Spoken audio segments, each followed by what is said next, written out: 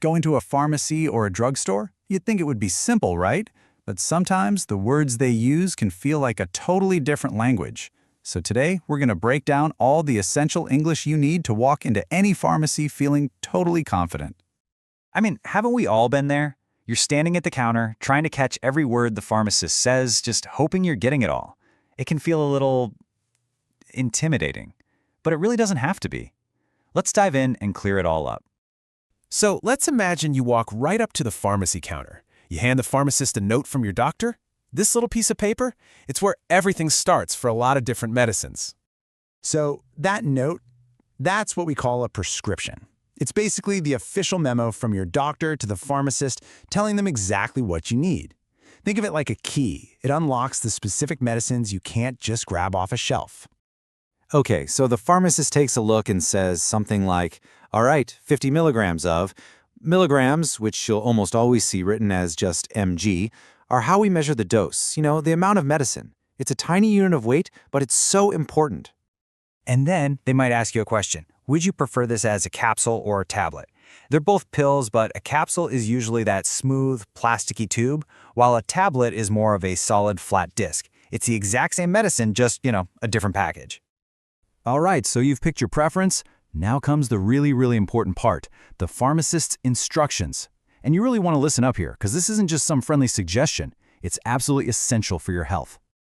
They'll give you a few key steps. Things like take one 3 times a day, or don't take it on an empty stomach, meaning you need to eat something first. And definitely do not mix it with alcohol. These are serious rules to make sure the medicine works right and keeps you safe. And why are those instructions so critical? Well, it's all about avoiding something really dangerous called an overdose. An overdose is when you take too much medicine, more than your body can handle. It can make you incredibly sick, and sometimes it can even be fatal. And that is why sticking to the instructions is absolutely crucial. Let's zoom in on one of those phrases for a second. Be sure not to take it on an empty stomach. The way they said it, it's firm, but it's also pretty polite, right? It doesn't sound like a harsh command. And this is a really cool little detail about English. Instead of just saying, don't do it, using a phrase like, be sure not to, sounds a lot more like helpful guidance instead of a strict order. It's a strong warning delivered in a softer, more polite way. Oh, and here is a huge pro tip if you're learning English. You don't eat medicine. You don't drink medicine. You always, always, always take medicine. I need to take my pills. Have you taken your medicine today? It's a small change, but it makes you sound perfectly natural. Okay, but what about the stuff you don't need a doctor's note for? Because, pharmacies are packed with all sorts of other things besides what's behind the counter. Let's say, for example, you just need to grab some eye drops because your eyes are feeling dry or irritated. This is something you can just find on the shelf and buy, no prescription needed. And that right there is the big difference. You've got your prescription medicines, which need that doctor's note. And then there's over-the-counter. You'll often see it called OTC, which is for things you can buy freely, like a simple pain reliever, or, those eye drops. Okay, so you've got everything you need. Your prescription is filled, you've grabbed your eye drops, time to check out. But hey, even paying can have its own little language, especially if there's a small hiccup. So, picture this. The cashier scans your eye drops and nothing.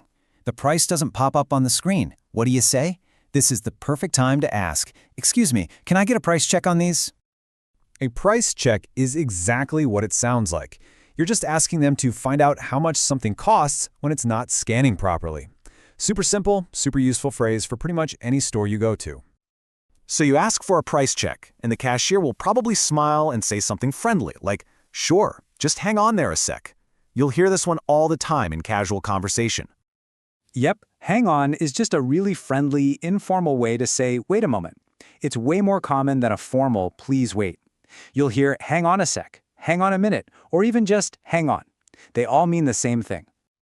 All right, let's wrap this up with a quick review. We talked about a prescription, the difference between a capsule and a tablet, the danger of an overdose, and over-the-counter or OTC items. Plus, we learned some super useful phrases like asking for a price check, the polite warning, be sure not to, and the friendly request to hang on. See, just knowing a few of these key words and phrases can turn what might be a stressful trip to the pharmacy into a simple, easy transaction.